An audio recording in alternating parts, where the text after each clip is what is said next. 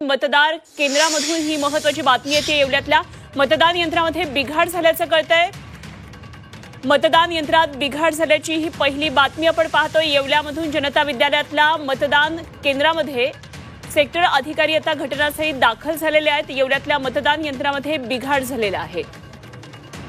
काही वेळापूर्वी खरं तर मतदानाला सुरुवात झालेली आहे। साधारण अर्धा पाऊण तास झाला आता मतदानाला सुरुवात झालेली आहे आणि त्यामध्ये पहिली बातमी येते ती म्हणजे येवल्यात मतदान केंद्रावर मतदान यंत्रामध्ये बिघाड झालेला आहे। जनता विद्यालयातल्या मतदान यंत्रात हा बिघाड झालाय। सेक्टर अधिकारी आता घटनास्थळी दाखल झालेले आहेत आणि काय नेमका हा सगळा बिघाड झालेला आहे या संदर्भात चाचपणी सुरू आहे। लवकरच या ठिकाणचे जे खोळंबलेले मतदार आहेत त्यांच्यासाठी पुन्हा मतदान सुरू होईल। मात्र या क्षणाची सगळ्यात महत्त्वाची आणि मोठी बातमी आहे, मतदान यंत्रामध्ये बिघाड झालेला आहे। सेक्टर अधिकारी घटनास्थळी पोहोचलेत। येवल्यामधून महत्त्वाची बातमी येते।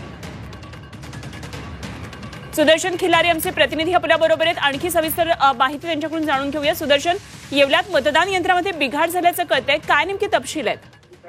सकाळी 7 वाजता मतदान प्रक्रियेला सुरुवात झाल्यानंतर या मॉकड्रोल करण्याचे मॉकपोल जे करत होते त्यावेळेस मतदान यंत्रावर 3दा एरर हा सिम्बॉल आला। यानंतर काही मतदार आतमध्ये गेल्यानंतर पुन्हा तो एरर आला। यानंतर सेक्टर ऑफिसर यांनी तातडीनं घटनास्थळी धाव घेऊन हे मॉकपोल पुन्हा केलं आणि मतदान प्रक्रियेला नंतर सुरुवात करण्यात आली।